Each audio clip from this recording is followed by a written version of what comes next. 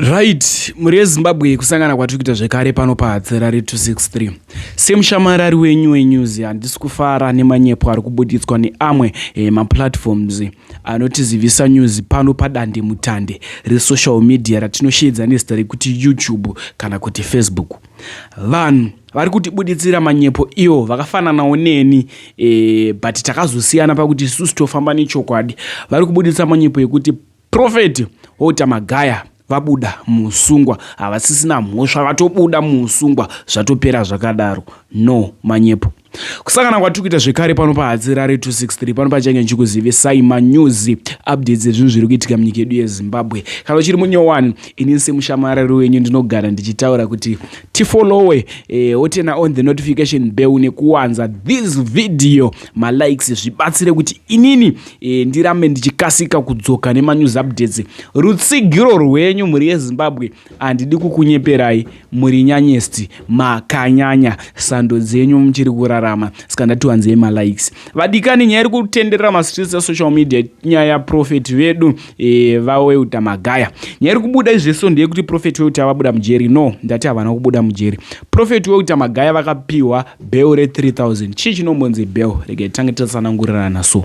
Bail imari inobhadharwa iyo kunzi iwewo wakutongwa mhosva yako usiri kurimandi uchibva kumba.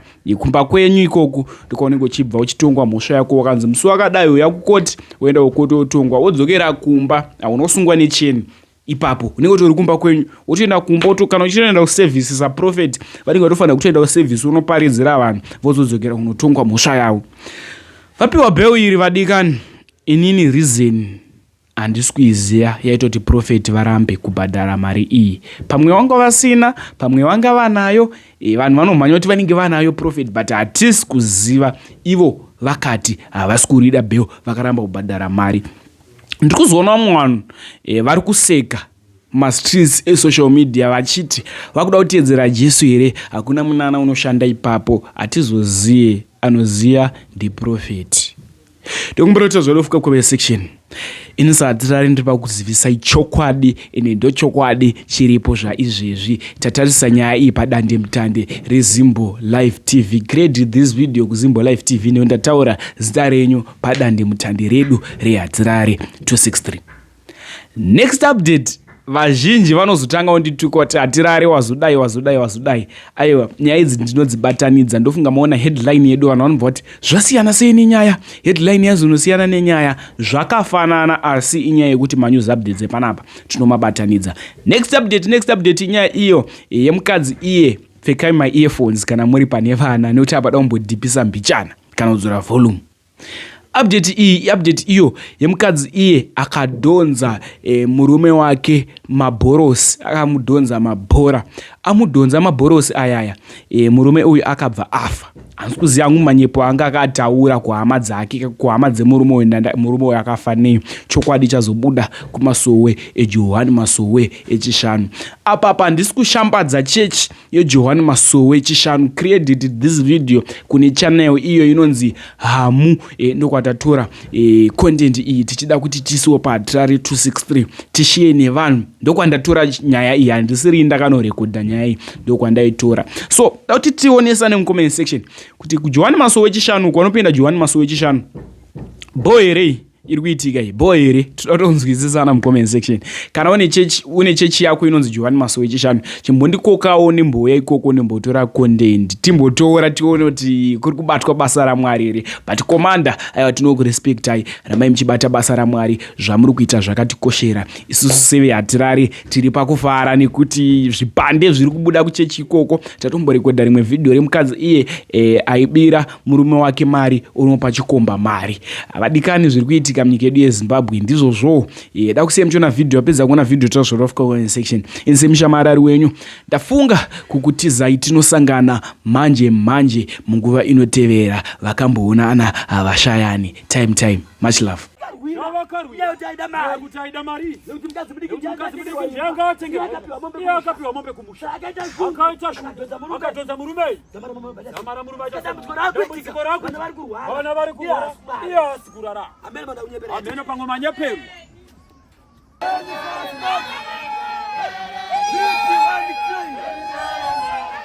Nice. vana vaita aiwa kamsa variseka vana vako sawa wanaiseka asitake matangu zvakanita ngauta matangu ndiripo au nana mali au nana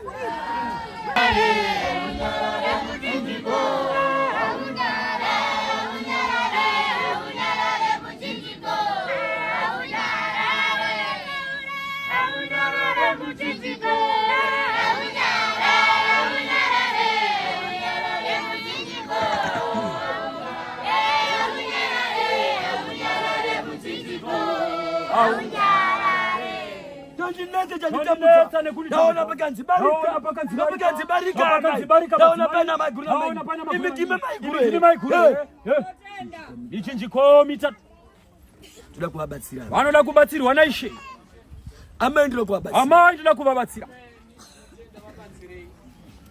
amai ndinoda kukubatsira Tandinetsa nekufa kwaita murume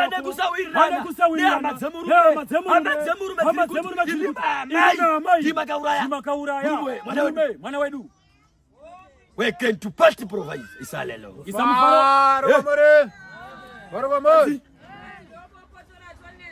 Bobo Botoranetsa.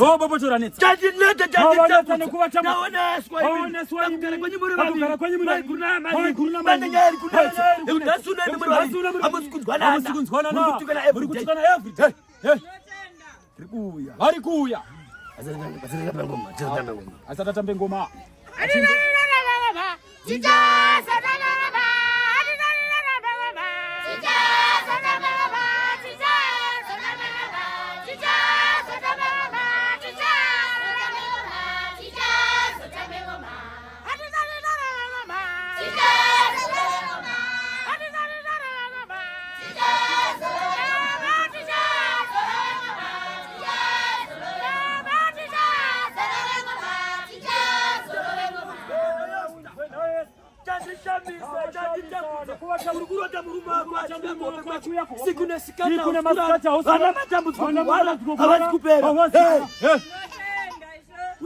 Unotenda chata nditendesha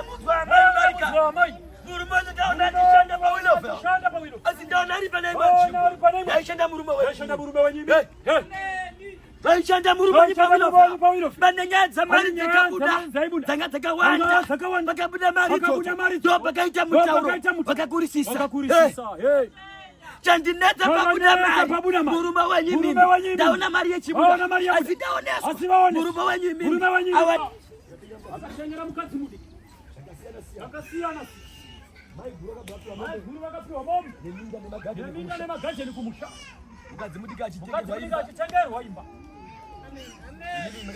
makadzitora mombe dzese kumusha zvaitika izvozvo babate wanda babate iwewe Esther wakataka kunetsana nemurume wakanetsana nemurume makatanga kupopotedzana naye nokulo dzeusiku mukazorwa kuma-12 pakati pavo makadamburana makasvasvangana yaingonge uri pamhatakudzwa vanhu vachirovana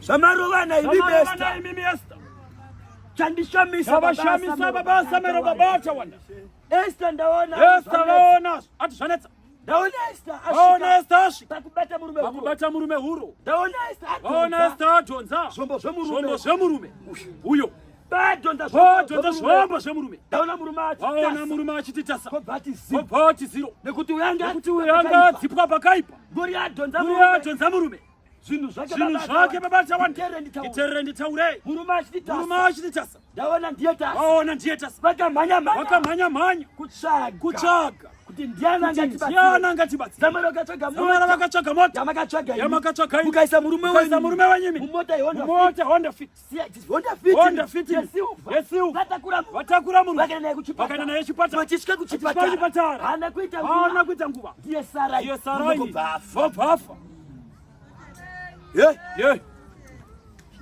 ichinjikomita murume achingafa yakaita mheremhere yakaita chimatsi baba yakaita chii kufunga kwako tawanda iwe murume akaurawa nechii yana akauraya murume akasarawo zvazvaita angaenda kare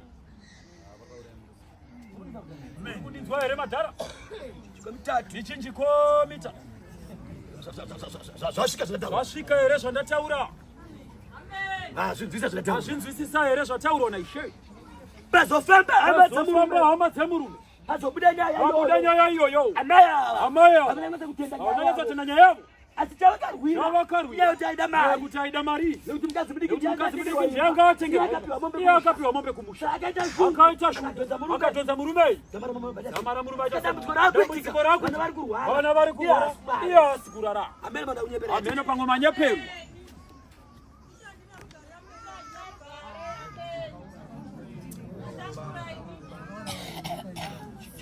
ichinjikomita katinyararei vanzwa tsitsi ishe vanzwa tsitsi ndodema ya Yesu mwana mai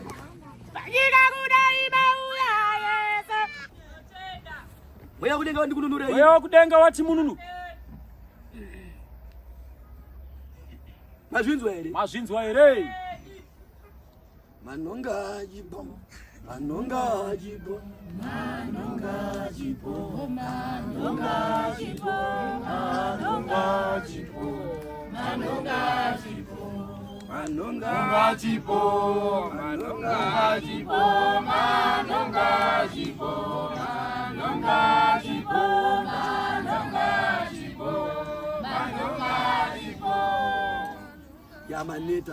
yamaneta zvechokwadi chinjwa mitatu shavadzira maki zvakatiwa muJerusarema yewedzera maki zvakatiwa muJerusarema amai ndakuda kutaura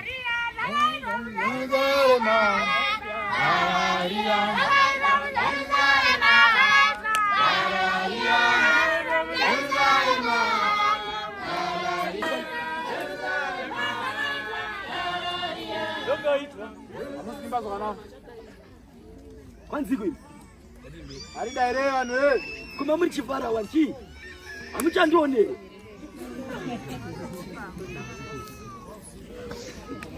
iberi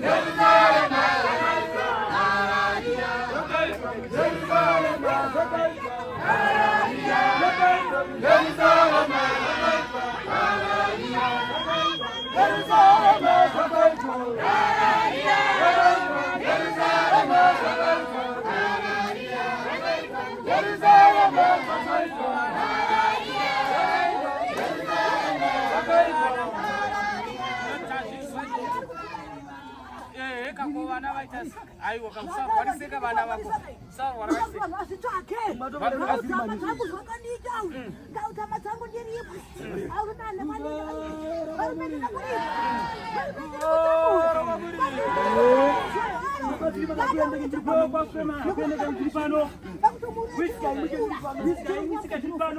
izvo zvatazvinzwa asi takutokumbira kuti vana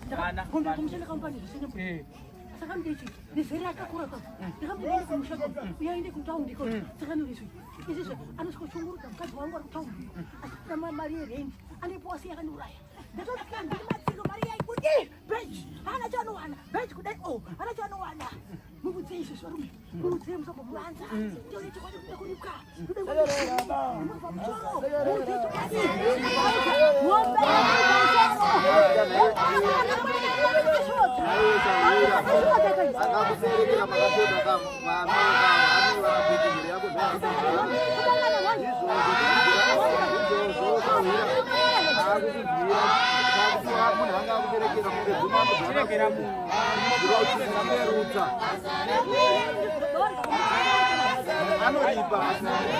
Kamurerutsira akabereka newe.